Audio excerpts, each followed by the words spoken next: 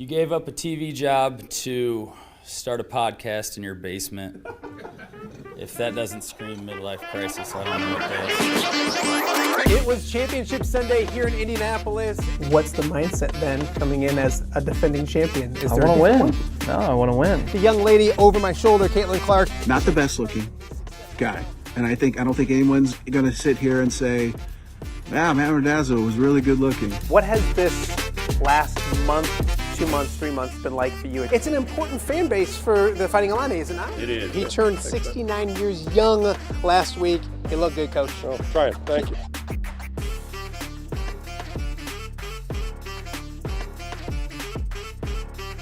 Welcome to Off Day with Matt Randazzo here on a Tuesday in the Quad Cities. Tuesday, March 10th. Thank you guys so much for joining us. However, you are taking the show in. We definitely do appreciate it. Another great day in the Quad Cities. A little cloudy, but warm day. Yesterday was awesome. Just an awesome day around the Midwest, not just here in the Quad Cities, but around the Midwest. Some storms tonight that we got to keep an eye on, but other than that, like it's a great day. We got a great show for you today. Plenty to get to, including a little baseball. That's why I bring up the weather, including a little baseball as well. It should be a bunch of fun. If you're watching us live on YouTube, thank you for that. A little later start than usual. Not too late. Technology is not my friend again today. Ever so often I miss engineers. I don't have engineers hanging out here at the house. I need to get those, but we're up, we're rocking, we're rolling. If you're watching us live on YouTube, thank you for that. Make sure you're subscribing, make sure you're taking part in the chat. That's always a ton of fun as well. And if you have subscribed, make sure you tell a friend or two or 10 about what we're doing each and every weekday at 10 a.m. We're also live on X. X is always very, very good to us. So if you're watching us on X, we appreciate that as well. And of course, we're also on all your podcasting platforms as well. So wherever you get your podcasts, whether it be Spotify, iHeart, Podbean, Apple, wherever you go to get your podcasts, put in Off Day with Matt Randazzo, and you can listen to the show as well. I tell people all the time, you're working out, you're going for a run, doing yard work, all those kind of things, heading to and from work, school, all of that. Put on the show. You can listen to it. You don't have to look at me. That's the beautiful part of it. You can listen to the show as well. We'll help you get through a workout with what we have coming up today on the show. And then also, as always, welcome to our viewers in Central Iowa. We are on the WHO streaming app. We appreciate that. We love you guys' feedback as well. So thank you guys for watching wherever you're watching. Thank you for that. Yesterday's show, a Monday show, great viewership. We appreciate that. A lot of that probably has to do with those lovely ladies from Maquoketa, the state champions from Maquoketa, on the show yesterday. If you missed that, want to go back and check that out. We also talked about the Iowa women's basketball program and the busy weekend it was in Indianapolis with Kyle Huseman and John Bonenkamp as well. Western Illinois is going to the NCAA tournament for the ladies. John talked with us about that. And then also we did some stock up and stock down with John Marks as we get ready for March Madness. So a fun show yesterday. If you missed yesterday's show, go back and check that out as well. As for today, we have plenty to get to on the show. Iowa nearly went to Nebraska and knocked off the Cornhuskers, took them to overtime. Of course, they beat them several weeks ago at Carver Hawkeye Arena. So last week for Iowa, it was number 3 Michigan down to the wire, lost by 3 at Carver, and then going on the road to another top 10 team. And that atmosphere, Nicholas Baer, I talked to him and his family went to the game, and they said it was a madhouse. So Tom Kakert will join us here in a matter of moments to talk about that as well. But 2 good performances, not victories, but good performances. What does Iowa have to do to make sure they're dancing and they're part of Selection Sunday? What do they have to do in Chicago as well?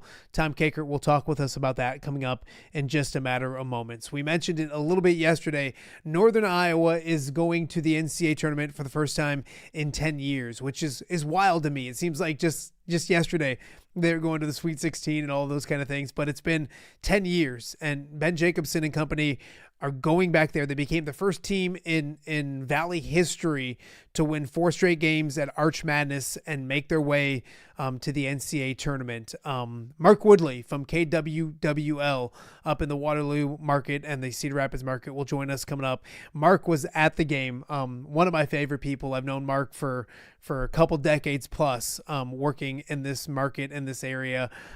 So much respect for him and how hard of a worker he is. And he was in Des Moines yesterday. He was in St. Louis the day before, all over the place. And he's going to take the time in his busy schedule to join us coming up in just a little bit as well. So excited to chat with him about the Panthers and then the state of Iowa in basketball in general. So Tom Kakert, Mark Woodley, and then coming up on Wednesday is the second annual Western Big Six baseball banquet. You knew it yesterday with the weather that baseball season is right around the corner. It is for the boys in Illinois. They start next week. And, of course, yesterday it was like 75 degrees.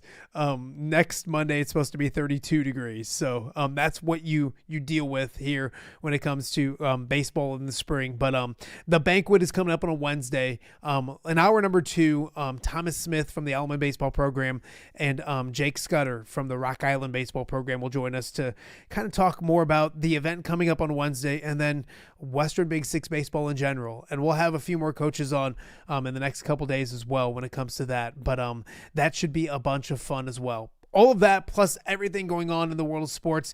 The NFL is on everyone's mind like always. Free agency, I guess it officially begins today. It really began yesterday with the non-tampering period of free agency, and the Chicago Bears busy. No big Kobe Bryant, safety from Seattle, signing with the Bears, and then Devin Bush, a linebacker from Cleveland, signed with the Bears as well. So they made some impactful signings, but when they cleared cap all last week, it was like an excitement of, okay, this is going to be great. We're going to get Max Crosby or Tyler Linderbaum and all these kind of things. Nothing along those lines for the Bears, but they did make some key signings. We'll talk much more about that and keep an eye on today because I think the big part of free agency is you almost overspend in day 1 and then day 2, day 3, day 4 is where you find a lot of value. So we'll keep our eye on free agency, talk a little more about the Bears and my Lions and others coming up later in the show as well. And also congratulations to Tyler Linderbaum, former Iowa Hawkeye, making $27 million as a center in the NFL. He sets the record for highest paid center. The previous record was at $18 million a year. He's at $27 million a year. He gets a 3-year contract with the Las Vegas Raiders. So, and you look at Iowa and Iowa football, you got Tyler Linderbaum at center, and you have Tristan Wirfs at tackle, two of the highest paid people in all of football. That says a lot for Iowa football and the products that they continue to send to the NFL each and every year. This year will probably be very similar as well. 3 linemen this year for Iowa, making good showings in the NFL Combine last week. So if you missed that, Scott Docterman was on Friday. He was down at the Combine and kind of goes over all of that. So another plug to go check out another show. Friday's show was a lot of fun as well. So we'll keep you updated when it comes to everything that's going on in NFL free agency, who's going where, and all those kind of things throughout the show as well. Big Ten tournament starts tonight. Iowa will play the winner of Oregon and Maryland. Also tonight, Penn State and Northwestern play. This is back to having everybody a part of the NCAA or the Big Ten tournament. Last year, the last 4 teams didn't make it. Everybody is involved this year, so we'll keep an eye on that. Again, Illinois, doesn't play until Friday. They'll play Friday after the first game, and who knows who it'll be. Most likely, if seeding goes the way it should, another game against Wisconsin. Of course, you look back at it for Illinois, and they lost to Wisconsin in overtime at home. They got beat recently by Michigan pretty badly at home, and if they want to win a Big Ten tournament championship, they'll have a chance to get revenge at maybe both of those teams along the way. We'll see how things go. I don't want to count Iowa or anyone else out against Michigan, but Michigan on that side of the bracket for Illinois, Wisconsin on that side of the bracket for Illinois as well. So it'll be an interesting week in Chicago for sure. We will do our off the air March Madness Pick'em Challenge, or however you want to call it. We'll name it something. Our second annual challenge coming up next week. We'll get you more information on that. Get your brackets in when they come out on Selection Sunday.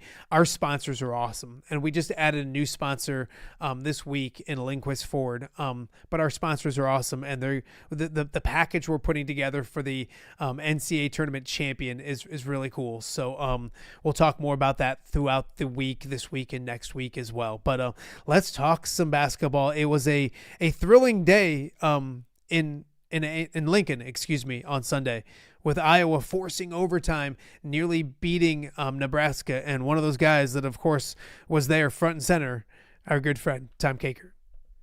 So joining us now to talk a little about the Iowa Hawkeyes and the Big Ten tournament, which starts tonight. Iowa will be in action just over 24 hours from now. Tom Kakert, fresh back from Lincoln, Nebraska. How was the fine people of Lincoln, Nebraska, Tommy? Well, they're fine. Got to see Peyton and Price Sanford's folks and their family, so it was great to see those guys and some of my friends who cover Nebraska. So it was nice leisurely 10 hours on the road yesterday. You're crazy. Real quick, the atmosphere there is pretty good. Nicholas Baer, who did his first John Baer inaugural Big Ten road trip with the family to honor his dad, went there. He sat the literal last row of the entire arena and said it was beautiful weather. There's probably some tailgating going on. The crowd was amped. It was a madhouse. The atmosphere is there pretty good. Yeah, really good. Sold out.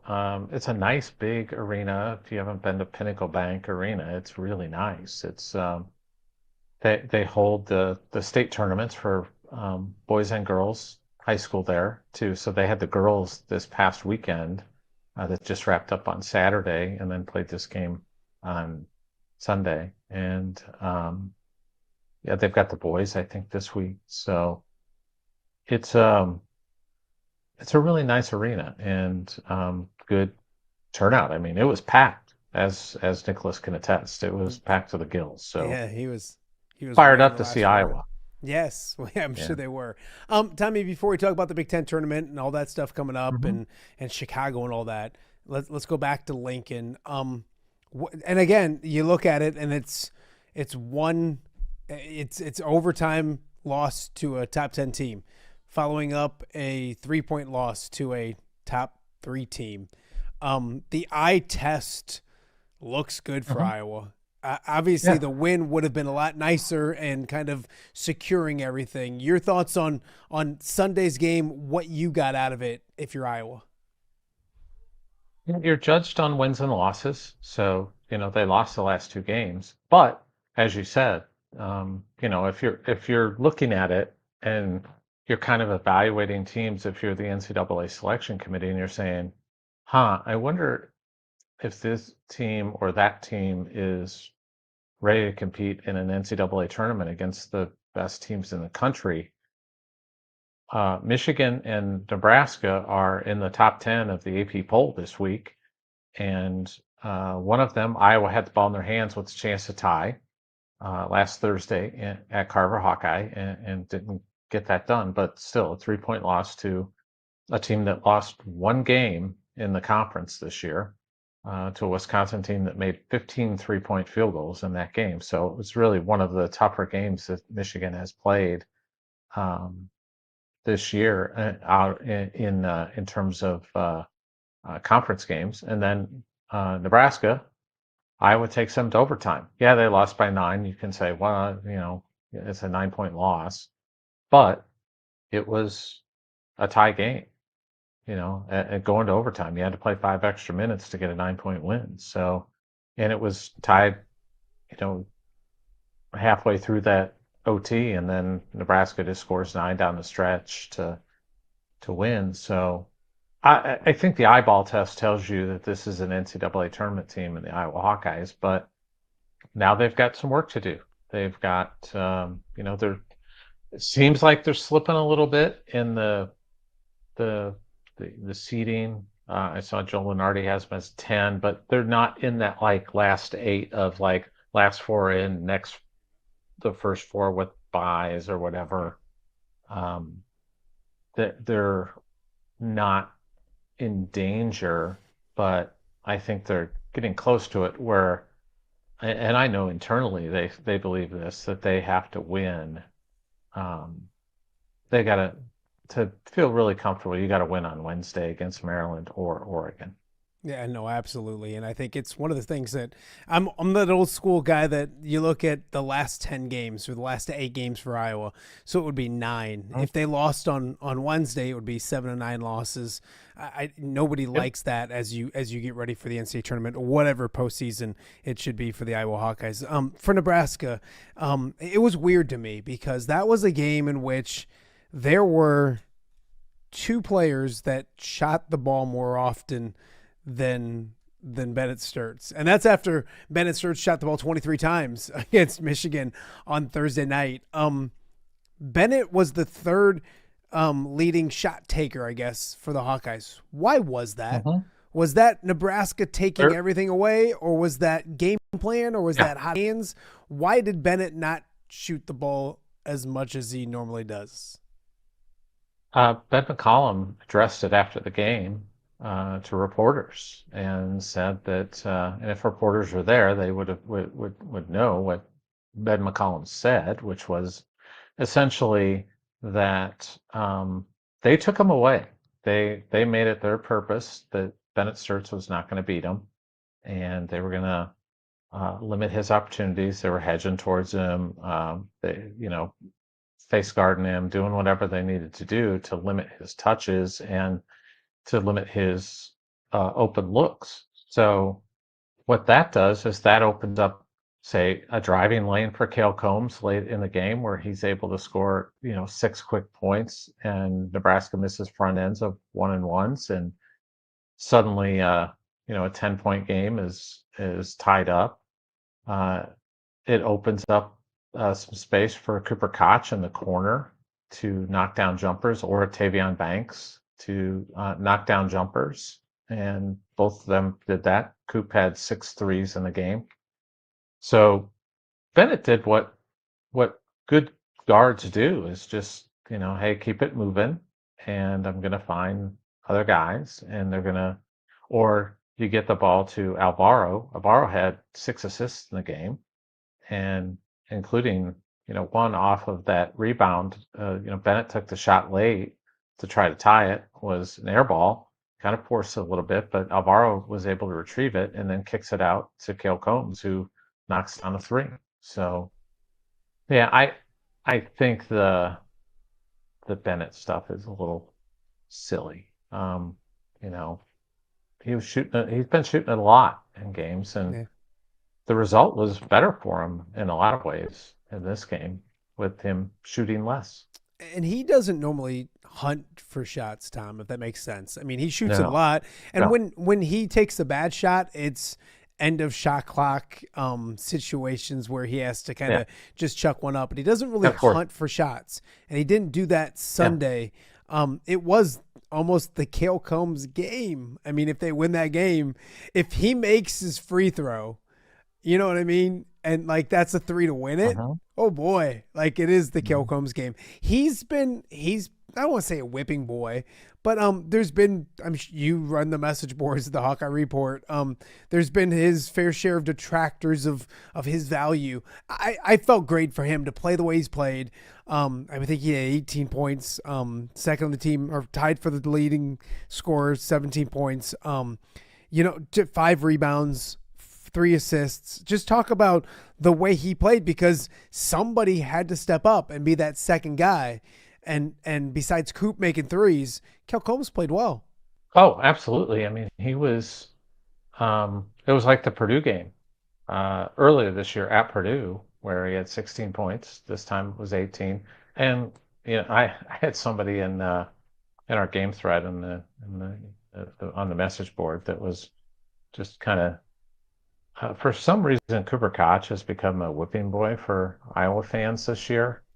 And it's very frustrating because I think it was like, oh, he never shoots well, he never plays well. I mean, he just had 18 points against Penn State like a game ago. Yeah. And do we not remember stuff? I don't know. So he has 18. So I made sure to mention that when Coop got eaten up, that made sure to tag the poster to let him know that Coop was playing well.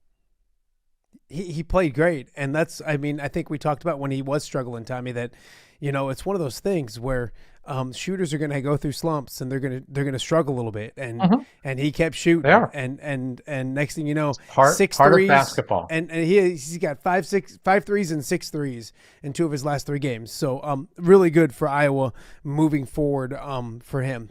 Overtime. Just ran out of gas before we move on to the Big Ten tournament. Talk to me about overtime, what you saw from those guys, and maybe they're also their body language or their thought process after the Nebraska game. After Michigan, it was close, doesn't cut it, but we know we can play with these guys. Probably the same kind of message. Yeah, it was like, you know, I brought it up to Coop and Kale, who we talked to after the game, and they're like, yeah, we can. You know, I think we're showing that, Kale said it, I think we're showing we can play with anybody in the country. And they're right. They can. When they're playing right and they're playing good basketball, they can hang with everybody. I thought that one of the X factors that went for Nebraska in the game was the Jacobson kid, 15 points, 6 of 6 from the floor, hit both of his threes, had a big steal of Bennett Sturtz in the game. I think that was in overtime maybe. But overtime was weird because Nebraska scored the first 5, then Iowa scored the next 5, and then Nebraska scores the last 9. So it was a weird overtime where a lot of times in overtime it's just whatever team kind of just grabs it and goes. And in this case it was the Huskers that grabbed it late and finished it off, and Iowa just couldn't keep pace, unfortunately. So now we'll see what happens on Wednesday at 11 a.m. at the United Center. Last thing with Nebraska real fast, the ticket in Nebraska. Yep. Did you see that thing today or yesterday? Yeah.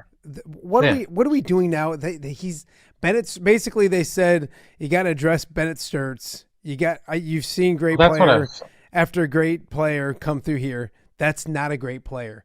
They do realize 2 weeks ago he dominated the basketball game basically. Well, that's what I was talking defense. about.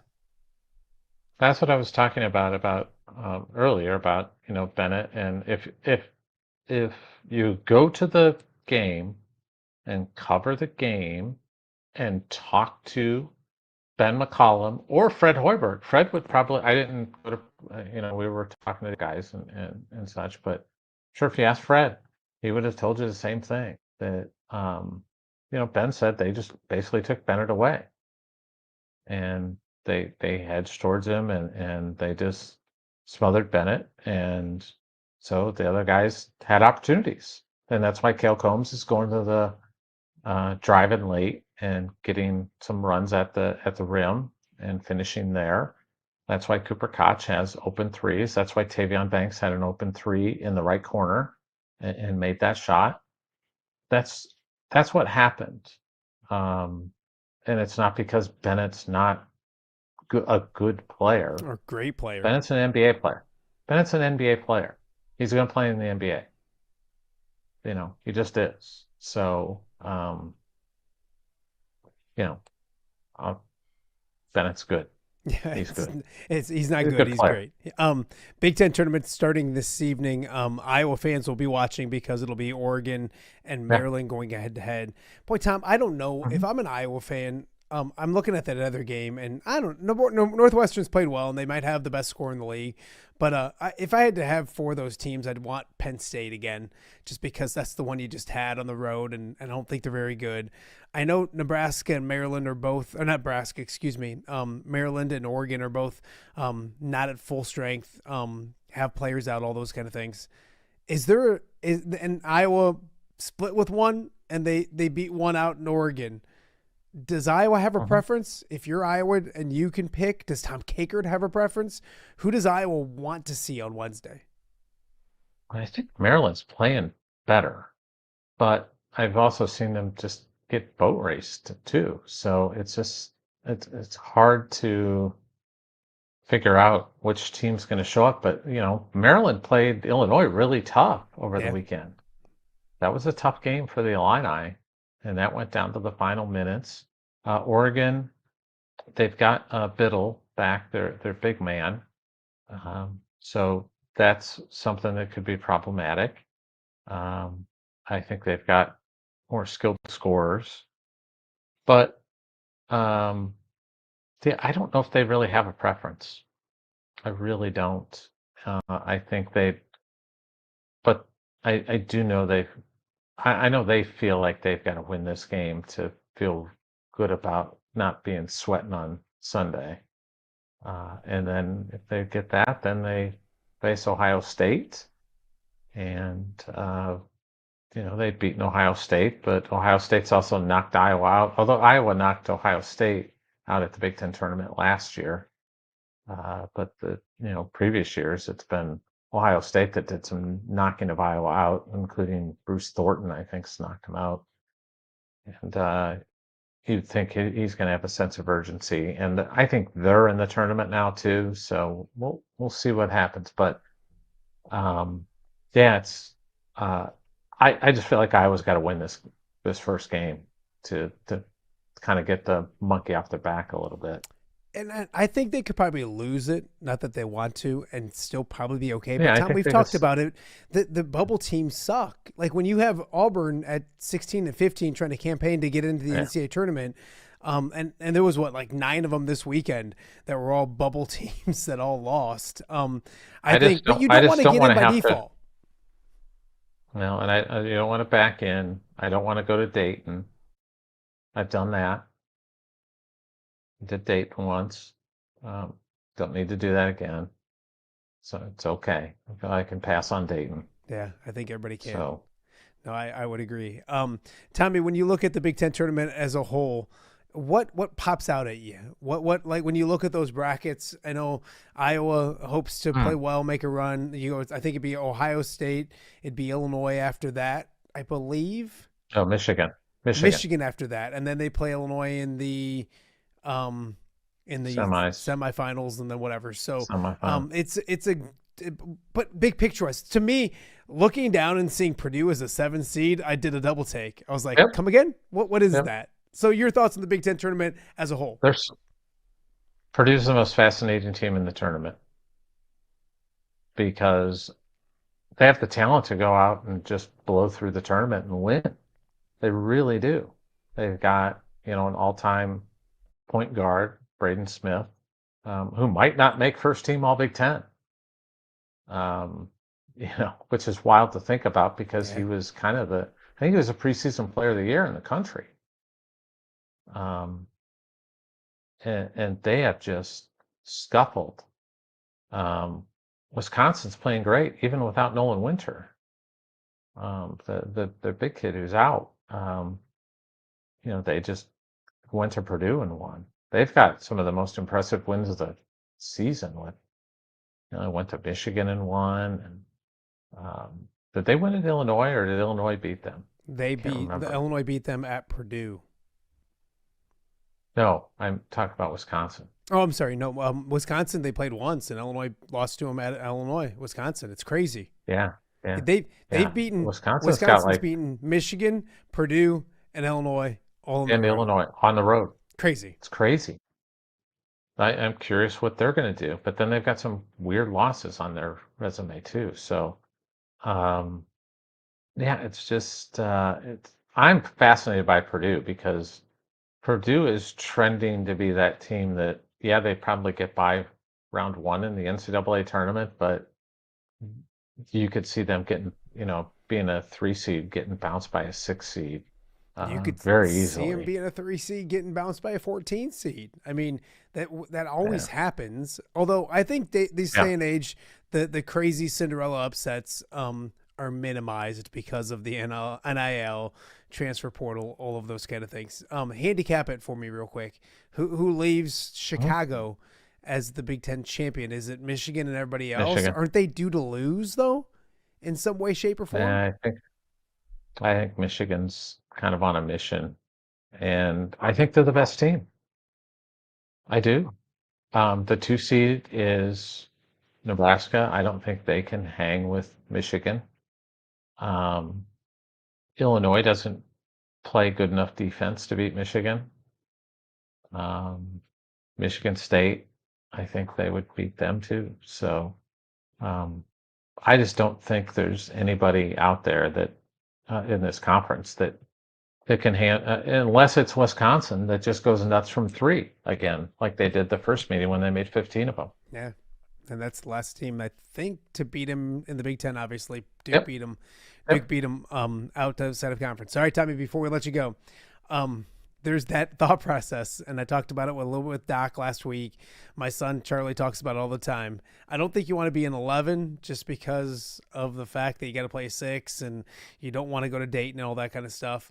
But is a 10 or an 11 better than an 8, 9? What's the best case scenario if you're an Iowa fan on Selection Sunday?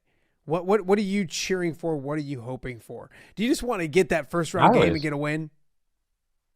Yeah. And then just, you never know what's going to happen. No, I do know what's going to happen. Know. If Iowa plays a 1 seed in the second round of the NCAA tournament, Tom, I know what's going to happen.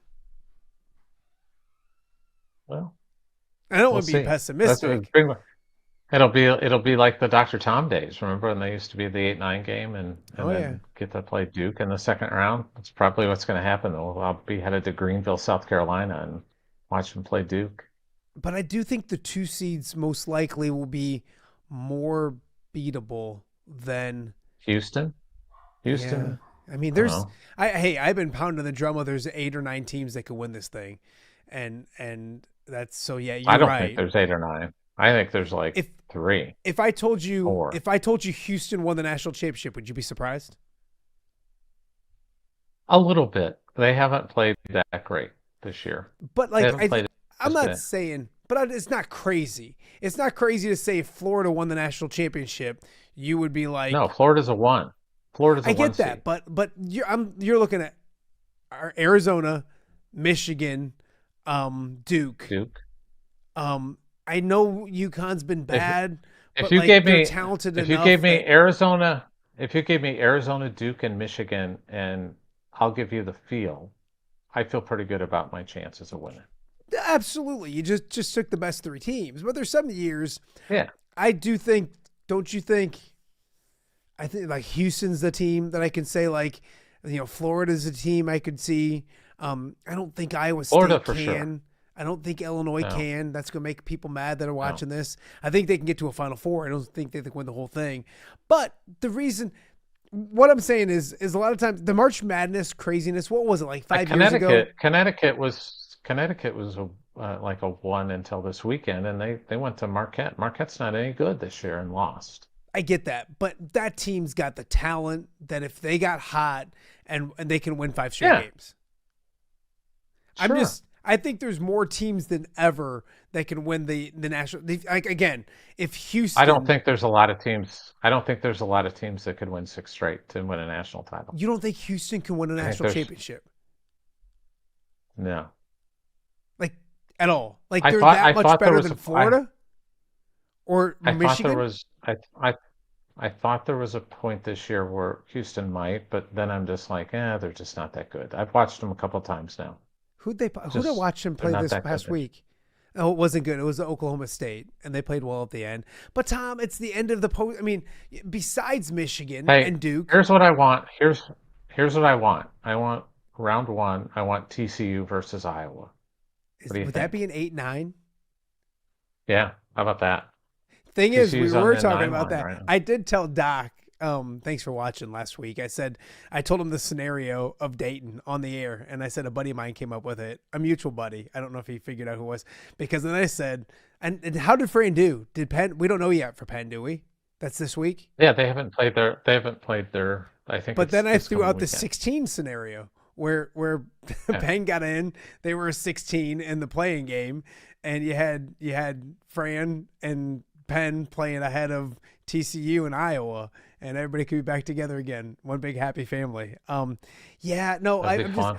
I do think that like 8 teams it will not shock me if some of those teams win the national championship. I agree with you. Obviously, Michigan, Duke, and Arizona probably do. I think Duke and Arizona, not Duke and Arizona, Michigan, Arizona. I guess I can't. I got to put Duke in there. They beat Michigan, but hey, by this point next week, we will be having our brackets filled out, and we'll be crossing crap out and saying, "I cannot believe they lost. I can't believe they lost," and all those kind of things as well. We should do a special edition of All Ears on Sunday night. You want it? You want to do it? Maybe. Yeah, I'm it'd be in. fun. I'm Talking in. brackets. I know, but the beauty part is like if I do a special edition of All Ears on Sunday night, then I got to do a show on Monday. I might as well do the show on Sunday and then air it on Monday so that I Sunday. can. We are going to do a bracket challenge, and we're going to have some pretty cool prizes. We got some great sponsors, so more on that to come. Before I let you go, you're going to Chicago. This is the first time I shouldn't say this. Last year I wasn't at the Big Ten tournament either, but it's been that was Weezy and I's tradition. I love Indianapolis. I don't like Chicago. Your thoughts on the Big Ten tournament? That's well documented that you don't like Chicago. It's well documented. I'm a Cub fan. Yeah, not really. Oh, are you kidding me? I'm a Cub fan. What do you mean? Kicked out. Look at it. Go be a Tigers fan. Can we give a shout out to Zach Johnson? Yes. Won his senior tour event. First time in the senior tour, and he wins a crown. I give a shout out to our friend Zach. He's the best. You know what's gonna be crazy is when best. he wins on tour. He's gonna dominate on tour, on the senior tour when he's there. Yeah, he's gonna come win the John Deere Classic this year. Why not? What'd you think of Old Dominion? Hey, I always my John Deere Classic pick every year. What is my John Deere Classic pick? You always tell me to pick a winner. Zach Johnson. So we did the pool. I'm a loyal friend. We did the pool back in the day, and I was grandfathered in. I had Zach. I've told Zach this. I mean, he won me a good amount of money, and in recent years, he lost me some money as well. But no, congratulations to Zach. That's for sure. Tommy, drive safe in Chicago. Enjoy it. Hopefully you stay till Sunday. If you don't, come back and watch basketball with me. It'll be fine. We'll talk to you throughout the week. I appreciate you, my friend. Okay. All right. Take care. That is Tom Kakert joining us from the Hawkeye Report. He's heading to, of course, Chicago. So if you need anything with the Big Ten tournament, and quite frankly, anything when it comes to Iowa athletics, because we have them all on the show, Tanner and Kyle and Tom, and then Dennis kills it and everything else as well. So Blair does an awesome job. So go there and check out the Hawkeye Report for everything you need when it comes to the Big Ten tournament this week. Hopefully the Hawkeyes, about 24 hours from right now, will be tipping off in the Big Ten tournament. Hopefully they can have a good week as well. We will look ahead to Illinois and what they have coming up later this week as well. But for now, we got much more to get to on the Tuesday episode of Off the Air with Matt Randazzo, and that's a look at the Northern Iowa Panthers. They're dancing once again. Mark Woodley covered them in St. Louis. He'll be with us next right here on Off the Air. All right, be honest. Are you craving Hungry Hobo again? You know, that fresh sliced meat piled high on those amazing sandwiches, hot off the grill chicken and steak, with all those delicious toppings, the biggest and best selection of baked potatoes, or simply some waffle fries dipped in cheese. Well, now that Quad City favorite is even easier to get. Download the Hungry Hobo app today. Order ahead, skip the line, and earn rewards all at the same time. There's Double Points Monday and exclusive specials as well. With 12 locations in the Quad City area, it's Hungry Hobo, now even easier to find, but still hard to resist.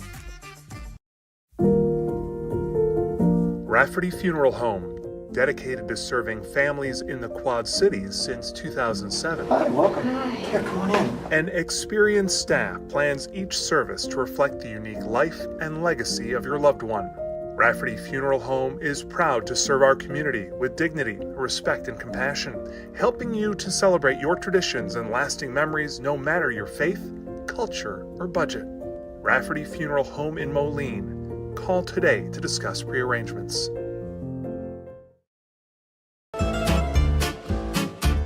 When it comes to quality, convenient pizza, Godfather's Pizza in Silvis has you covered.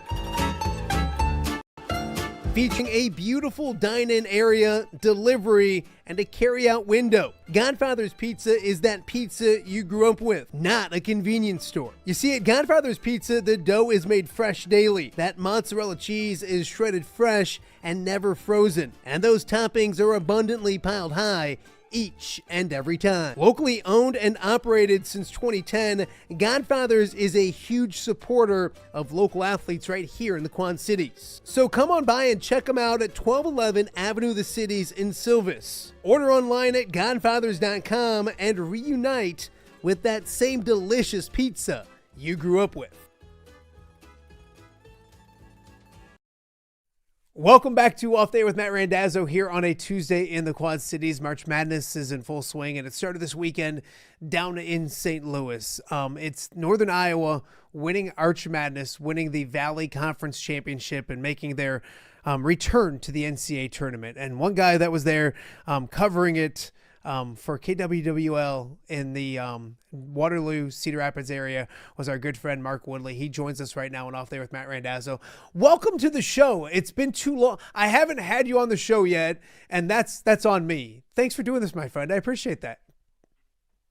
That's all right. We did the Hawkeye pregame show once, so it feels like this is the second time. But, you know, it's always great to hear from you, Dazzo. It was a fun weekend. I know it was, and we're going to talk about Northern Iowa in a second, but it's a crazy busy time for you. Obviously covering the market that you cover, probably state tournament in Des Moines yesterday, gone all weekend, all that kind of things. What's this time of year like? I know from firsthand, but kind of explain to us, you're probably living on adrenaline right now? Yeah, a lot of day trips back and forth. Friday was Des Moines. Saturday was Ames. Sunday was St. Louis, back in Des Moines again yesterday. And that St. Louis one was a little tough because I anchored the 10 o'clock show on Saturday night. And then I had to be on the road at about 3:30 the next morning.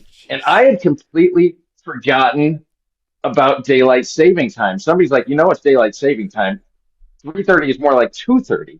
I was like, oh, yeah, So did not sleep much Saturday night.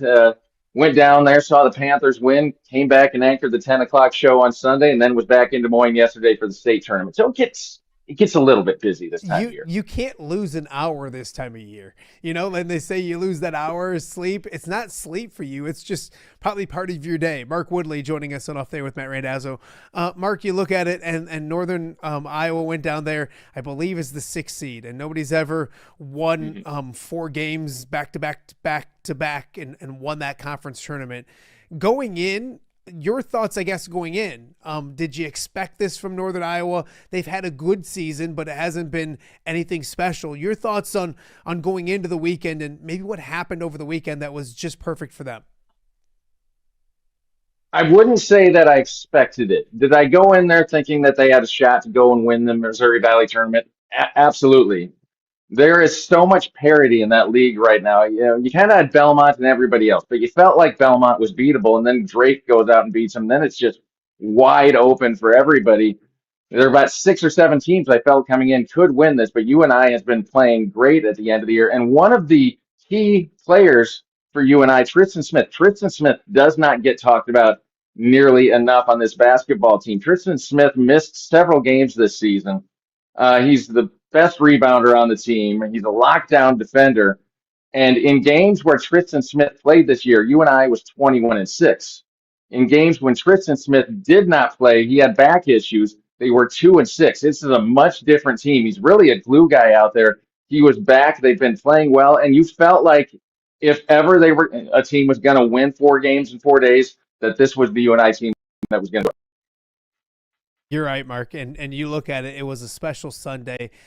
Going into that game, it almost felt like Sunday that they weren't going to be denied. And it's a good UIC team. Kind of talk about the vibes going into Sunday as well, because it felt like this was, I don't want to say destiny, but this was something that was going to happen. And they went out there and they played great from the start and really controlled a game against a good UIC team. They really did. And I tell you what, the vibes going in, I'm not sure if I would have gotten up at 3 o'clock in the morning and driven 5.5 hours to St. Louis if I didn't think there was a really good chance that this team was going to be cutting down the nets at the end of the day. But look at the whole tournament. You and I trailed over those 4 days for a total of 38 seconds in the Wow. entire tournament. Ben Jacobson talked about it after the game. He said after one of their bad losses a few weeks ago, he had a team that got together, had a team meeting, and he said he came out of that team meeting saying that when they went down to St. Louis, it was going to be very, very hard to beat this basketball team. I think that's the most confident I've heard Ben Jacobson in years. But the vibe was that this team could go down there and win 4 games, and that's exactly what they did. We mentioned 10 years since they played in the NCAA tournament, which seems like it's not true because it's such a great tradition there. Coach Ben does a great job with what he does. The drought was longer than I guess I realized, but it's hard to get there, especially as a mid-major in the Valley, and that conference has been really good with Drake and others over the years. Was there, I don't want to say a sigh of relief, but just the thoughts of it being that drought and ending a drought for a program that's had really good basketball teams over the years. Mm-hmm. And well, there's no doubt there's a sense of relief, and it has been 10 years, but you and I ran into a bit of bad luck in 2020. That team was right on the bubble and had a real shot at an at-large bid, and then all of a sudden, no NCAA tournament. So it had we actually played that year, the drought might be 6 years. But the vibe in Cedar Falls, when you and I is in the NCAA tournament, it's not a big city. The vibe is so much different in this town. The vibe around campus is different. I mean, this is a big deal for this team to go back, and they feel like they can win a game. Who knows? Maybe two, but it's going to be tough because obviously they're going to be coming out of the 12 or 13 slot. But they've done that before, and they've won games. They've done a great job of doing just that. Mark Woodley joining us on Off Day with Matt Randazzo. 4 wins in 4 days. What the guys talk about after the game. Obviously, you're running on adrenaline at that point, and all those kind of things. A lot of people go back to these high school kids playing these AAU tournaments, and they play 6 games in a weekend, 7 games in a weekend. But that's different than playing for a conference championship on CBS. Was it adrenaline? Did you talk to the guys afterwards about what that was like, because it's never been done before? Yeah, most of them right after it happened, I asked them about playing 4 in 4 days and winning 4 in 4 days, and they said, man, we haven't thought about this yet. What we're thinking about is the fact we're going to the NCAA tournament. Trey Campbell is a kid who grew up in Cedar Falls. He grew up around northern Iowa. He's played in that town his entire life. This is his senior year. This was his dream. And look what he did in that MVC tournament final. I haven't seen Trey Campbell play a game like that in my life. He could not miss. He was the MVP of the entire tournament. Guys like Will Hornseth had a great game. R.J. Taylor. R.J. Taylor is probably a name you've never even heard of. R.J. Taylor averaged 2.7 points per game this year. He hit 7 total three-pointers this season coming into the MVC tournament. The last 3 games, he was 5 of 7 from the arc. I mean, when you've got guys that deep down the bench stepping up and giving you minutes like that, I mean, that is huge. And these guys, again, they think they can go into the NCAA tournament and win a game. But the 4 in 4, I'm sure after a couple of days, they're probably looking at it like, wow, nobody's done that before. And that's a big deal. You look at it, Mark, and Ben Jacobson's a really good head coach. He's had sweet trips to the Sweet 16 and NCAA tournaments and conference championships. And you've covered a ton of them, probably all of them. How good is this coaching job? Where do you put this coaching job into a career of really good seasons and coaching jobs for him at Northern Iowa? Where do you kind of rank this one? Because this is a really good one of his best jobs. Yeah, I would almost probably put it number 1. He's had 2 30-win teams. He had the Sweet 16 team with Ali Farokhmanesh, who hit. By the way, everybody always talks about Ali Farokhmanesh hitting that 3 against Kansas. Everybody seems to forget that Ali Farokhmanesh had a massive 3-pointer to beat UNLV 2 days later. That tournament, that was just magic. But I would still put this number one, and the whole reason is NIL. Somehow, Ben Jacobson was able to keep a team together. Yeah, he's lost a couple of players over the last few years. Bowen Borden was a big one, went to Colorado State. Nate Heisey obviously is doing a great job at Iowa State, and they're going to have a heck of a run probably this March. But the fact is, Ben Jacobson brought back about 80% of his production from last year. And there are guys on this team like Trey Campbell, Ben Schweiger, who could have left, who could have found money somewhere else. They chose to stick it out, and then they added again Tristan Smith from NAIA. He was a two-time conference player of the year. He fit in, and Ben Jacobson convinced the guys to stick around, found the right pieces to kind of mesh with these guys, and that is really, really tough to do in the era of NIL right now. That's a great point, and I don't think people think about that, the changing time of college basketball. Mark Woodley joining us on Off the Air with Matt Randazzo. I can't have you on the show without picking your brain on some of the other college basketball in the state of Iowa, and I guess we'll start with the Iowa Hawkeyes. They start their postseason in Chicago on Wednesday against either Oregon or Maryland. First year, Ben McCullum at Iowa. Big picture, looking at what they've done, is it what you expected? And you mentioned, like, it's the NIL era. Usually you take over a program and there's a rebuild, but when it comes to this era, you can do different things. To be 20 victories, 500 in the Big Ten, probably in the NCAA tournament. Your thoughts of what Iowa's accomplished this year and maybe what they can do next couple weeks? Yeah, no, it's not what I expected. It is a lot better than I expected. You look at Iowa right now and Ben McCollum coming from Drake. Basically, what we're finding out this year is how that Drake Bulldogs team, that 30-some win team from last year, would fare in the Big Ten. And I didn't think it would go this well. I mean, you've got guys like Tavian Banks, obviously Bennett Sturts, having great years.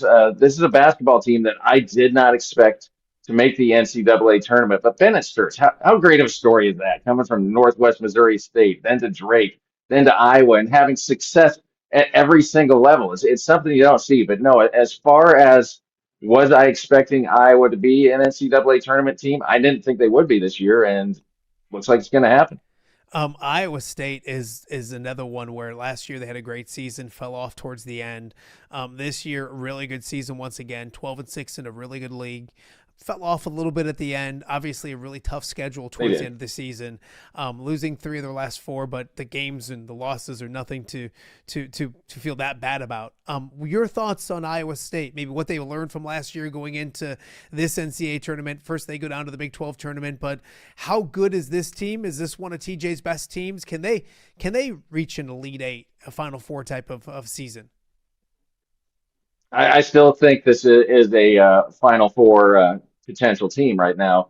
You're right. They've lost 3 of the last 4. That's just the Big 12 this season. I don't think losing 3 out of 4 with that schedule is that huge. There has been some drop off, but Joshua Jefferson, at least in the Arizona State game the other day, looked a little bit more like the Joshua Jefferson that we were expecting. He had a great start of the season, had a rough patch kind of the last 4 or 5 games. He looked great on Saturday on senior day against Arizona State. Milan Momcilovic, man, shooting better than 50% from 3. I don't know that I saw that coming. I knew he was an elite shooter. I knew he was one of the best in the country, but he has been nails this season. But I think this team's really good, and you've got guys like Nate Heisey, Taman Lipsey, an incredible defender, Killian Torrey, the freshman, who's already one of the best defenders in the Big 12. I think they have the pieces. I mean, it's going to take work, and we've seen them fall off in the NCAA tournament the last few years, but I do believe this is a Final Four potential team. If I were to predict where they end up, I would say Elite 8. Mark Woodley from KWWL joining us on Off There with Matt Randazzo. Couple quick more before I let you go. When you look at these teams, and maybe we'll go through them, Northern Iowa, you have no idea what the bracket is, Mark, so I'm putting you in a bad spot. Right. Can they win a game? Can they win 2 games? Can they be a 12 seed that beats a 5 seed when it comes to next week? Where do you see them going? What's the ceiling maybe on this team? The ceiling is probably, round of 32, but can they win a game? Sure. I mean, it's UNI. Look what UNI does in the NCAA tournament. It started in 1990. Maurice Newby, they're a 14 seed, drills the 3-pointer at the buzzer to knock off 3 seed Missouri. Then you got Paul Jesperson with that half court heave against Texas. We won't talk about what happened in the next game against A&M, and then the Ali Faroukman years. And then Ben Jacobson is also beaten Wyoming in the NCAA tournament. Nobody remembers that because all the others. UNI was actually a 5 seed that year, the highest they've ever been. Yeah. But Ben Jacobson already has 4 wins in the NCAA tournament at a mid-major. So sure, absolutely, you and I can go out and win a game. It's going to be an upset, obviously, if they do. But can they? Sure. Iowa has not been to a Sweet 16 since 1999. They're probably an 8-9 seed right now. I think a 10 seed is a better situation probably for them maybe than it is to be an 8-9 because those top 4 teams in the country, especially the top 3, are really, really good. Can Iowa? What are the chances that Iowa break? I always think it's going to happen when you least expect it. Yeah, the Luka Garza years and this is going to be a Sweet 16 team. Then Oregon comes along, all those kind of things. What are the chances Iowa breaks through this year, or is it get to the NCAA tournament with the first-year head coach? If you win a game, that's awesome, and then continue the rebuild from here. Yeah, they've had really good games, obviously, both of them against Nebraska, almost winning in Lincoln the other night. They played well against Michigan, but you're right, coming out of that 8-7, 8-9, it's 10 slot there, it's going to be tough to win that second game. I probably don't see them getting out of the first weekend. I see them getting out of the first game, but round of 32 is probably where they end up. But again, it's March. Magic. Who knows? Yeah, I love it. Last one for you, Iowa State. Can they make what's the ceiling for them? Is it a Final Four? I mean, that's, I think, expectations and aims is to play in the Final Four, an Elite Eight, those kind of things. That's probably the team you're covering the longest, Mark?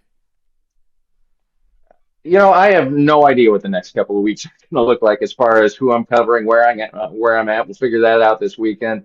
But yeah, you're probably looking at the Final Four ceiling for Iowa State. National championship, making the national final. That's a dream. Is it out there? Could it happen? Yeah, but probably not. I'm thinking Final Four is probably the ceiling for that team. Last thing. What's your best? It's a pretty good ceiling, though, by the way. I was going to say, that's not bad. What's your best March Madness story, personally, when it comes to a crazy thing you covered or something that bad happened in travels? Take me behind the curtain. What's your best March Madness? I got like 10 of them. You've done this for too long, like I have. What's your best March Madness story? I don't know that I have a great story involving travel or anything like that. I mean, obviously, had a great run. I got to cover 2 national championship games with Caitlin Clark. Those are fun. There's nothing funny about those stories. But the one that sticks with me, it was one of the first ones that I ever had, as far as March goes. Actually, I do have a good one. I was an intern at KWWL in 2000. And as an intern, it was magic because I got to go to their game when they played the Elite Eight against Michigan State, top seed Michigan State in Auburn Hills, Michigan. The court was green, by the way. Paul Shirley, Iowa State forward at the time, noted, not only did they have the entire crowd, they painted the court green, the NCAA did, which seemed unfair, but we were in the tunnel after the game had, when there was still a few minutes of the game. We didn't know about the controversial large call that may have cost Iowa State a Final Four. But all I knew was we're standing there, we're sitting in the hallway, we've got our cameras, we're waiting to go talk to the teams. Game's not over yet. And Larry Eustace walks by. And I look at people like, did Larry just walk by? Because I swear to God, there's still time left in the clock. Well, it turns out after that large call and a few other calls that Larry Eustace didn't like, Larry Eustace got run from the game. And none of us saw it. None of us knew it. And we didn't find out about it until we talked to people afterwards. But that was a fun one, and that was the very first time I covered the team in March Madness. Amazing. Real quick, in Chicago one year, it was a late night. Iowa lost to Michigan State. I can't remember the year, but it probably cost them their chance at the NCAA tournament. It was in the United Center. Same thing. We're kind of waiting behind the thing, and down comes Fran, head of the team, and he just gets right to me and us, and he just slams the door open and just drops an expletive, kicks the door again and yells another expletive, and then keeps walking. And I look around, I'm like, and then of course I think it was Steve Rowe came over and he's like, hey, you weren't recording on any of that, were you? I'm like, no, of course. And I wouldn't put it on TV if I could put it on TV anyways. But I think it's the behind the scenes stuff that we get to see. That's probably the best stuff that we get to do. So I know you got to run. Mark, I appreciate you doing this. You do a fantastic job covering the state of Iowa and all your teams and college basketball as well. Let's do this again soon sometime. I'm going to bug you again if that works. Yeah, it's been way too long. So I appreciate you having me, and have a fantastic day, Dazzle. I appreciate you, my friend. Take care. That is Mark Woodley from KWWL up in the Waterloo, Cedar Rapids area, doing a great job. Obviously down at St. Louis, in St. Louis this weekend, Northern Iowa. The madness is already beginning. They're on their way to the Sweet 16, or excuse me, to the NCAA tournament for the first time in 10 years. Maybe the Sweet 16. We'll see how things go.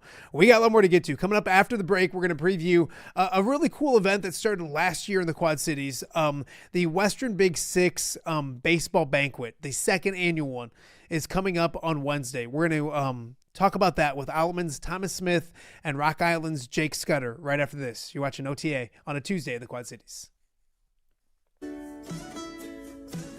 For over 65 years, Lindquist Ford has proudly served the Quad Cities, and they're just getting started. Looking for a new ride? Check out a healthy mix of new and quality pre-owned vehicles ready for you. Need service? Skip the waiting room. With free pickup and delivery and mobile service, they come to you. No delays, no hassle. From routine maintenance to a full-service collision repair shop, it's fast, friendly, reliable, and always transparent. Lindquist Ford, serving the Quad Cities since 1959. Experience the difference today. Hey, I'm the Crawford guy. Ooh, do you guys always speak at the same time? Sorry, guys. I'll go first. You know, if you need help with your heating or air conditioning, or electrical, or plumbing, Crawford Company can solve your problem. But what about your problem? What problem? Do you not hear yourselves? Take it from me, the Crawford lady. And me, the Crawford guy. Crawford is the comfort company.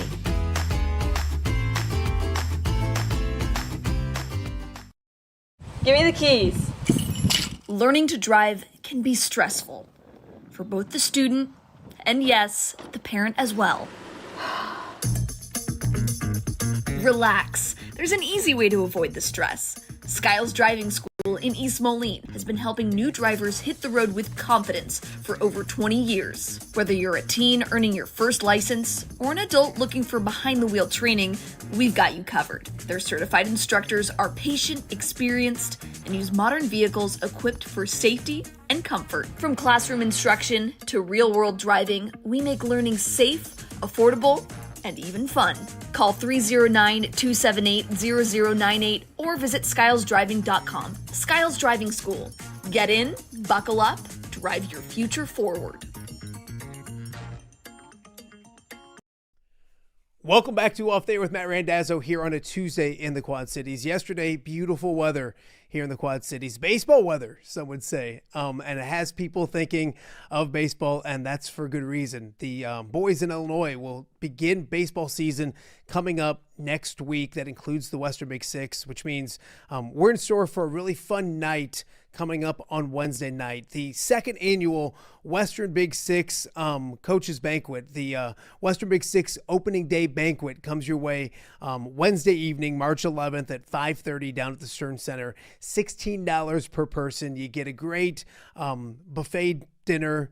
You get a 50-50 drawing, door prizes. You get to listen to all the coaches, players, all those kind of things as well. Really a fun night for baseball when it comes to the Western Big Six. So here to kind of preview what should be a really fun night at the Stern Center and the season in general is two of the best in the Western Big Six. Thomas Smith from Alleman and Jake Scudder from Rock Island joining us. Guys, thanks for doing this, Thomas. A fun time of year for you guys. Absolutely. We're looking forward to tomorrow and even today, highlighting some Alleman baseball, Rock Island baseball, and Western Big Six baseball, and all the good things that the Quad City area has to offer. Jake, it's a fun way to kick off the season, and it's overdue. Last year was the inaugural banquet. Kind of talk about that, because I don't think people knew how it would go, and I told people, not that I was always right, but it's going to go well, and it did. There was a great outpouring of support.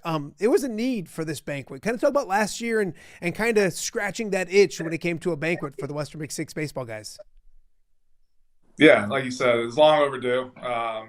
Kevin Corrigan and the fellows worked hard to get this together, and last year was a lot of fun. We got to hear about athletes and other programs, past success, future success, and it's just good to get together. And like you said, I think this year will be an even better showing, and to just highlight some of these players. Thomas, I know you're an advocate of promoting the program, baseball in the area in general. A night like this seems like it's right up your alley when it comes to baseball and the Western Big Six and Alleman baseball as well. Definitely. We're always trying to put the spotlight on our players. I know Jay Kidwell in the local 4 sports team's always out at our games, and I'm always a big fan of anytime we can get our kids in the press, on TV. It's just good for the whole program, good for the kids, and it's a great experience for them to see their name in the paper, on the Matt Randazzo show, or on the local 4 sports. It's not the Matt Randazzo show, although it should be called the Matt Randazzo show. I do like that. It should be called. That's a better name for it. We're bearing the lead. Thomas Smith and Jake Scudder joining us right now on Off There with Matt Randazzo. Thomas, you said last year at the banquet that you guys won 8 games the year before, so you weren't going to be too edgy when it came to throwing some jabs here and there. Things are different this year. You were a lot better last year. Will it be a little? Are you ready to throw some haymakers, have a little fun, mix it up with these guys? I tell all of our players that we can be excited, we can show some emotion, but it always has to go back into our dugout and not at our opponents. So that's kind of the stance that I'm going to take tomorrow night as well. But yes, the common theme in the Western Big Six banquet last year was the bottom of our league got better, which is obviously referring to us. And we, 19 games better in the win column, and then over 500 in the Big Six after winning 0 games in the Big Six before that. So I was really happy with last season, but my stance and my chatter toward the other coaches is not going to change. Jay, come on, spice it up a little bit on Wednesday night. Throw some. I mean, like, he's ugly. He finally found somebody to marry him. That was shocking. There's so many things you can have fun with. Besides, exactly. I mean, there's things to do besides baseball. Come on, I can write some jokes for you. Yeah, I might need you to do that for me. That's not very. It's not up my alley, but as Thomas said, we'll listen, we'll learn, we'll spotlight our athletes, and if the jabs start flying, and I have an opportunity maybe to use something wisely, I will. But like I said, that's not up my alley, so I'll kind of stick to what I'm good at. Jake, let's talk about the season a little bit because, and I guess I want to start with the weather. It's always a crapshoot, fellas, when it comes to this time of year. On Monday, it's gorgeous outside. I'm sure you both took advantage of getting outside and getting as much reps in. Jake, how do you manage this kind of stuff when it comes? I mean, I know you're used to it. Your teams are probably getting used to it, but it's more of a mental thing almost than a physical thing, or is it both? Kind of take me through battling Mother Nature this time of year when they say baseball season starts in early March. Yeah, I'm having a little deja vu because last year I think we had the same conversation where we got outside on a Monday, 70 plus degrees. As you can tell, I got sunburnt yesterday. I'm hurting this morning. And then looking ahead to next Monday, it's going to be 35 with some snow on the ground. So there's nothing worse than going back inside. You kind of have to manage expectations, manage some personalities, and set some, realistic goals once you get back inside. So, we're going to take advantage of every day we can get out. Obviously, it's ideal to be out there, but you got to do what you got to do. It's part of being in the Midwest. And unfortunately, we don't have some fancy indoors, so we'll go in and get some swings in and hope to get outside the next day. So we'll take advantage of this week and see what next week holds. Thomas hasn't built the fancy indoor at Alleman yet. I don't think that's up yet. How do you handle it? And I know that you like to get outside as much as possible. There is a big difference between, getting inside and doing some things and actually being outside and playing baseball. Yeah, I try to get outside anytime the weather's over 35 degrees, which is cold at some days for sure. But I mean, if we're going to play in it, we might as well get used to it and practice in it. But when we are forced to go back inside, we kind of do less physical work, do some more mental game stuff, review stuff like bunt D's, first and third, just almost like a classroom type practice so that we can make sure that we're ready to go once we get outside. Let's talk about this conference a little bit, and we'll start maybe individually wise. Jake, obviously, not the season you loved to have last year. Where does this team look? What do you see? I mean, obviously things change during the offseason. Kids grow, people get better, all those kind of things. Where do you see Rock Island baseball right now, and what are your expectations for this spring? Yeah, no, that's on last year. We lost some games. We felt like we needed to win. Competitive team last year, just couldn't get over the hump. And, we have a good core coming back. We have 8 seniors, some returning arms that have thrown a ton of innings for us. And we're pretty solidified in the middle of the field, which is extremely important, especially, at the high school level. Like I said, consistent. We're going to play our brand of baseball. We're going to be ultra aggressive, play the game the right way. And, our guys are excited. Our coaching staff is excited to get back out there and kind of right the ship and get back to where, our standard was, the first 4 years or so. So we're ready to go. Thomas, I know you're excited at Alleman. It was a great season last year. How do you build off that? How do you continue that momentum going into the season? Certainly was a great year. Obviously, this year we're losing 4 senior starters. 2 of them were all conference, one of them being all state. So every year has a different set of obstacles, challenges, strengths, and weaknesses. This team is definitely no exception to that. But with the new bodies that we have in place, I think that guys are ready to step up and keep the expectation high so that we can maintain our aggressive style of baseball. Jake, where do you look at this conference as a whole? And obviously it's always a dogfight. You guys know each other so well. You know what each other wants to do team-wise, all those kind of things.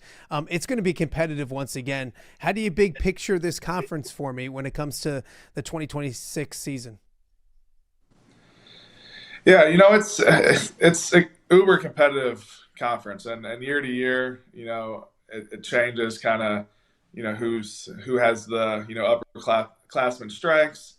Obviously, UT is coming back as back-to-back champs. They have the early lead there, but I think it's going to be such a competitive league. Every Monday, Wednesday, you have to come out ready to go, and it's a long, grueling 6 weeks. So it's exciting, and I think we'll know more, after these first couple weeks of the season where everybody kind of stands. Jake did a great job of politically answering that correct question.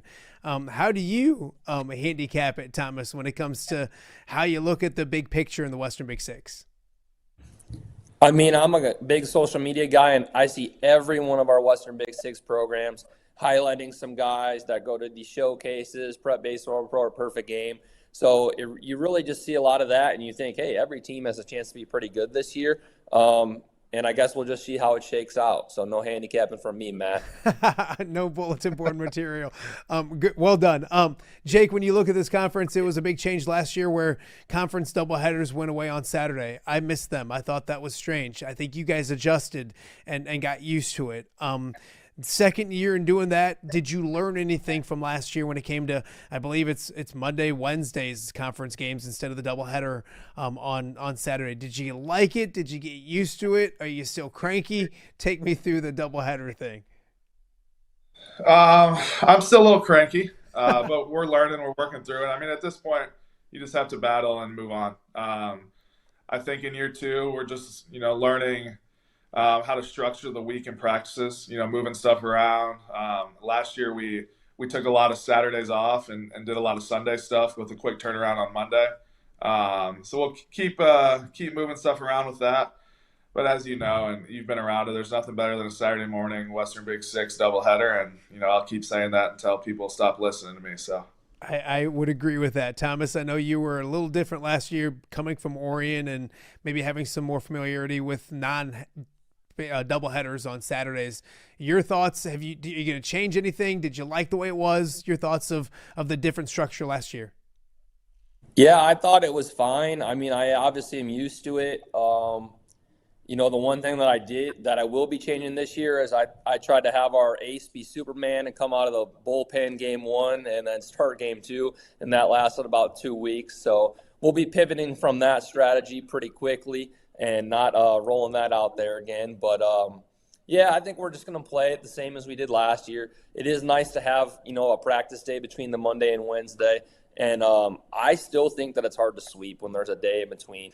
When you have a Hungry Hobo sandwich in 15 minutes, it's really hard for high school athletes to flush game 1 and be ready to go for game 2.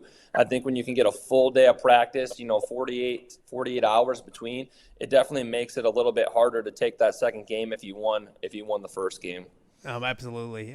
Thomas Smith and Jake Scudder joining us on Off the Air with Matt Randazzo. The banquet coming up for the baseball programs on Wednesday night. All right, guys, before I let you go, there's a great bond between the Western Big Six coaches. I know you guys like each other, and for the most part, it's a great group. Jake, what is it about these guys? I know you don't like them certain days of the year when you have to play them, but it seems like a great group. Yeah, no, it's a fun group. A lot of us have been around for a while, known each other for a long time. I've known Thomas since he's gotten to town. Grew up with Bryce Lucan. It's just a collective good group of, guys that are willing to help and want to see, everybody have success besides when we're playing against each other. So, it's a group you can bounce ideas off each other and, kind of just get to know. And it's been a fun time. Thomas, would you agree with that? You get along with this guy okay? Definitely. I mean, he coaches our guys for Rock Island Legion, so we have to. But, no, I get along with him, Bryce, Pick. I mean, there's so many good coaches in the Western Big Six. I like to see and talk to each of them every time we get along.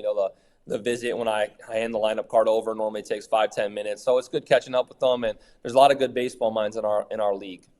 Last one, you guys have some big conference games coming up. The Rocktown Showdown is a fun annual event you guys do every year.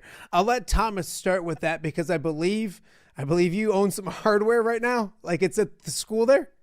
Yeah, I think it's the first time since 17 or 18 that we've been able to take that home last year. But overall, it's just a great event. 2 Rock Island teams, Crosstown Showdown. Kevin Corrigan and Friends of Douglas Park put on a great event at a place, the historic Douglas Parks, that has a ton of history in the Quad Cities. So just a great venue for that game, and it's always something that our guys look forward to. Jake, I hope he doesn't remind you that he has the trophy like all the time, does he? He's not that type of guy, is he? Not yet, but we'll see what it looks like as we get closer to that game. He might remind me a few times. Let me know he'll bring it to the game or something like that. I'm shocked it's not in the background right now. Gentlemen, I appreciate it. And I thank all my guests, but I think you two will appreciate this. I thank you guys even more for this morning. It was a challenge with some technology, but we got it done. Have fun Wednesday night at the banquet, and we'll catch up with both of you guys real soon. I appreciate you both. Thanks, Matt. We're better off going to Starbucks next time, I think, we might have to. Thanks, fellas. I appreciate you guys. Thanks, Matt. That's Jake Scudder and Thomas Smith from Alleman and Rock Island, respectively. Get out to the banquet coming up on Wednesday night. It's a bunch of fun. They did a great job last year, had a great crowd last year as well. So let's repeat that this year. And we want to mention, too, that the softball coaches in the Western Big Six will have their banquet coming up on Thursday evening as well. We'll highlight that tomorrow right here on OTA. We got a lot more to get to. We'll be back right after this. Hello, Dan Pearson here of FCA. Our team is thrilled to support Off the Air with our good friend Matt Randazzo. We share the view of the power of sport when it comes to relationships, including the influence of the coach. FCA believes the coach is the most influential person in America. Matt celebrates local coaches and athletes. His content is informational, insightful, and inspirational. Our Fellowship of Christian Athlete team loves partnering with Off the Air with Matt Randazzo while we engage, equip, and empower coaches and athletes in our 23 counties. FCA, the heart and soul in sports. View from the West, the podcast covering Illinois high school football. It's going to be a hard-hitting game. It's going to be great football. Weekly analysis and reaction from around the western side of the state of Illinois. This is the game we had circled when the year started. Follow along on YouTube and subscribe wherever you listen to podcasts. It's big-time football out there tonight. and I know we can play big-time football. You from the West. We got you covered.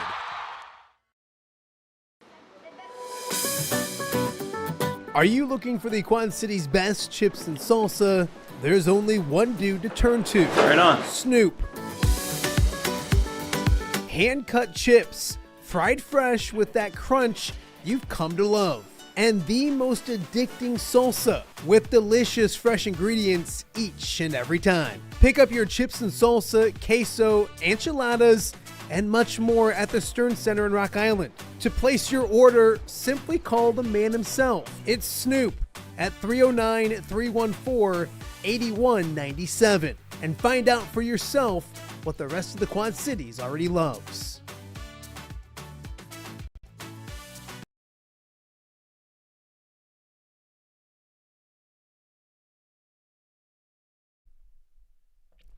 Welcome back to Off Day with Matt Randazzo here on a Tuesday in the Quad Cities. Thank you guys so much for joining us. It's been a fun show, to say the least. During the show, the Big Ten awards are being announced as we speak when it comes to all first team, Big Ten, all those kind of things, and it is absolutely loaded. We've talked about the Big Ten being really good. We've always had that conversation on who the player of the year is between, back in a couple weeks ago, was it Bennett Sturts or Keaton Wagler or whomever. The awards have just come out. Here are your first and second team All Big Ten awards. Keaton Wagler, first team All Big Ten by the coaches and the media. Yaxel Lindenborg, first team by both as well. Jeremy Fears Jr., first team by both as well, and Brandon Smith by both as well.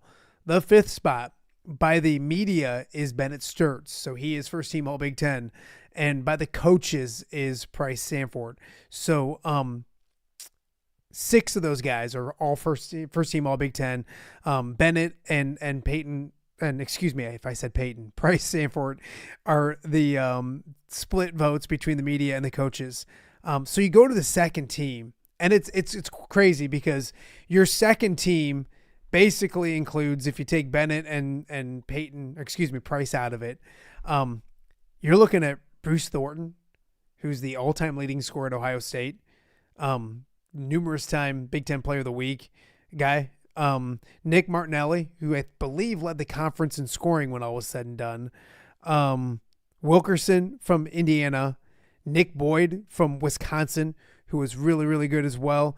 And then Morez Johnson from Michigan. And hats off to him. I meant to talk a little bit about it after the Illinois-Michigan game, and then also seeing him at Carver Hawkeye Arena. Illinois fans aren't going to like to hear this. It was a really good move to go to Michigan. He fits in that offense. The things that he wants to do to maybe play at the next level, he's doing on a nightly basis. I know he hasn't been efficient when it comes to shooting threes, knocked down a couple big ones against Illinois, knocked down 2 big ones against Iowa. So showing off that range, he's arguably, and I don't even think it's arguably, he's Michigan's second best player. He had a really good season. So he was impressive in person at Carver Hawkeye, and then, of course, throughout the season as well. But you're looking at the All Big Ten second team has Bruce Thornton, Nick Martinelli, Nick Boyd. I mean, the Big Ten is absolutely loaded this year when it comes to their individual talent, a lot of guards as well. So, again, Bennett Sturts, first team All Big Ten by the media. Keaton Wagler from Illinois, first team All Big Ten overall as well. So they're kind of trickling in as we go. So we'll recap them all coming up tomorrow. The Big Ten Coach of the Year, to the surprise of nobody, is Dusty May. He's the Coach of the Year, rightfully so, probably. I thought Fred Hoiberg was deserving, although Nebraska is really annoying to me right now, and it's not because of Fred. It's their fan base is kind of dumb. But he is your Coach of the Year. I'm looking to see if they did a Player of the Year as well. I know they're going to, but I don't know if it was announced today. I'm assuming it is or not, so I'll keep looking for that as well. One thing we talked about earlier in the show with Tom Kakert was the Bennett Sturtz, I guess the way he is being seen by the rest of the country.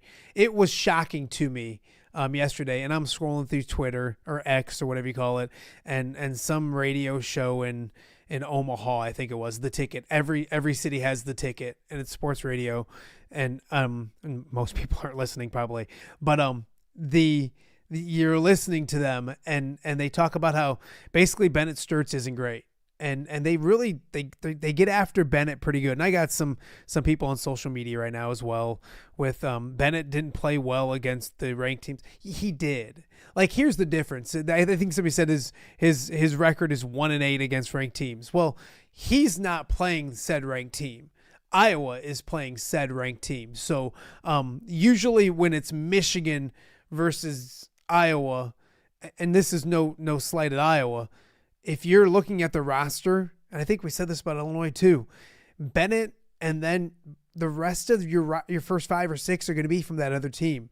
Those teams are loaded. So Bennett didn't have the help that other teams, ranked teams, did. And that's no disrespect to the rest of the Iowa basketball program. I think they'd be the first to admit when you're planning for Iowa, and Nebraska did a great job of it. Tom Kakert talked about it in the first segment. They were determined to make sure Bennett Sturtz didn't beat them. And to Iowa's credit, Cooper Koch and Gil Combs almost did. But this thought process that Bennett Sturtz isn't great is new. It's weird. It's more prevalent now. I don't know why. We talked about it earlier too, that Bennett doesn't hunt shots. Yes, he's a ball dominant guard that has the ball a lot, but any bad shots he has is usually into the shot clock. Other than that, he does a pretty good job of taking care of the basketball, shooting it, all those kind of things as well. He's going to be playing in the NBA. He'll be a first round pick in the NBA draft, top 20 pick, top 15 pick, whatever it may be. He's a great college basketball player. He's a great player. And this thought process that he's not that great because Iowa didn't beat Nebraska at Nebraska. They beat him at Carver, and they lost him in overtime at Nebraska. And they didn't beat him again. They didn't beat Michigan. Although I will say this, and Bennett will be the first to tell you he wasn't efficient against Michigan. And a lot of those shots were crazily in and out and all those kind of things. But if he plays a little better, more efficient, I think they probably beat Michigan. If you would have told me that, I think he was 7 of 23 from the field. If you would have told me that if he goes 9 of 23, Iowa beats Michigan, I would have signed up for that to start the game.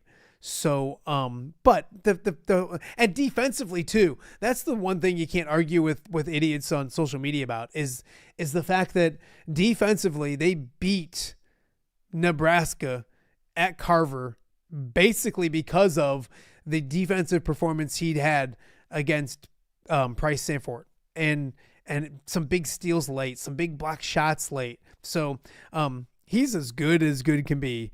Bennett Sturtz, first team All Big Ten by the media, second team by the coaches, and Keaton Wagler, again, his story is fascinating and it's well documented as well. That basically he came in as an under-recruited, underlooked. In fact, the other day on the game, they talked about the parents dropping him off in Illinois, thought, boy, I hope he plays this year.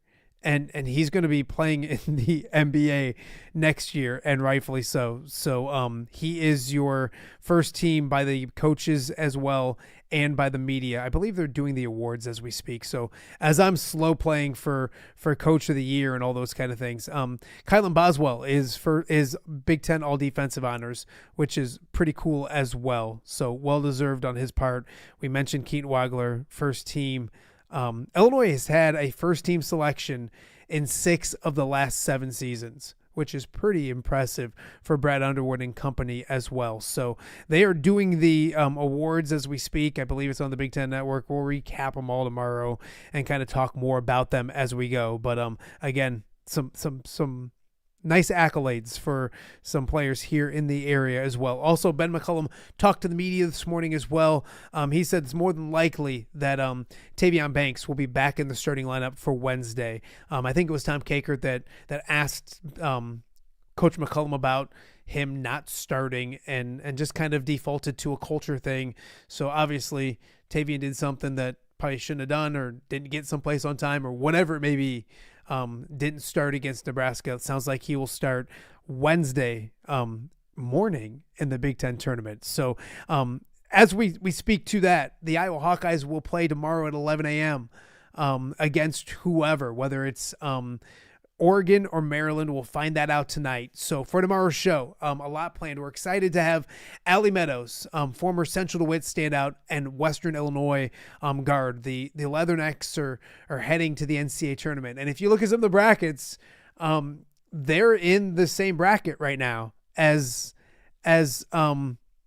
Iowa for a lot of them. So maybe a short trip once again to Iowa City as a 15 seed to take on Iowa. We'll see how that all goes on Selection Sunday as well. It's funny, earlier in the show, Tom Kakert mentioned that it'd be kind of cool to see TCU versus Iowa, maybe in an 8-9 game. And then, of course, during the show, he sends me this. One of the projections has Iowa as an 8 seed, TCU as a 9 seed in Greenville, so that'd be South Carolina. And the 1 seed there is Duke. So congratulations. If you win, you get Duke. But hey, how fun would that be to see for us in the Quad City area and even in the state of Iowa, former Hawkeye Brock Harding, who's had a really good season down at TCU, and the Horned Frogs are heading to the NCAA tournament, and Iowa in the first round of the NCAA tournament. Talk about a storyline. That would be a whole bunch of fun. But we'll see where everything lands. Again, Big Ten tournament starting tonight. Iowa plays tomorrow morning at 11. Illinois won't play until the second game on Friday, and we don't know who they'll play. Most likely it'll be Wisconsin, but you never know when it comes to all these tournaments as well. So I want to thank my guests. First and foremost, thanks Tom Kakert for talking some Iowa basketball. He was at Nebraska on Sunday, and he'll be heading to Chicago for Iowa tomorrow. So we will talk with him, or we thank him for coming on. We'll talk to him throughout the week as well. Also want to thank Mark Woodley. It's been a minute since I got to catch up with Mark. He mentioned on the show, he was on the Hawkeye Tailgate show with me earlier this year, and it was great to catch up with him then. One of the good dudes in the business, and I think everyone who's come across Mark and has watched his work in the Waterloo, Cedar Rapids area knows exactly what I'm talking about. Mark is a talented individual when it comes to his on-air stuff, but he's a good dude off the air as well. So great to have him on the show as well. And then a thank you to Thomas Smith and Jake Scudder. That was a difficult interview. And if they're both watching right now, they're laughing because they know exactly what I'm talking about. But it went flawless. It went seamless, if you will. So, again, the Western Big Six Coaches Banquet, excuse me. Yeah, I think they're calling it. In fact, I might have it. No, I don't have it anymore. It's the opening day banquet, I think is what they're calling it, is Wednesday night, 5:30, Stern Center. Great facility down in Rock Island. Go check it out. It should be a lot of fun. The ladies take center stage on Thursday. We'll talk more about that tomorrow, but there'll be an inaugural Western Big Six softball banquet, which is really cool to see as well. Those are always a bunch of fun. I'm going to write some jokes for Jake and for Thomas as well, liven that thing up a little bit, but it should be a bunch of fun. So if you're a baseball fan of the Western Big Six, whatever school it is, get down there to Rock Island and the Stern Center on Thursday evening. Again, thank you guys for watching today's show. Allie Meadows from Western Illinois and former Central DeWitt standout on the show tomorrow, and a bunch more as well. So thank you guys so much for watching a Wednesday edition of OTA. We will see you guys back here tomorrow.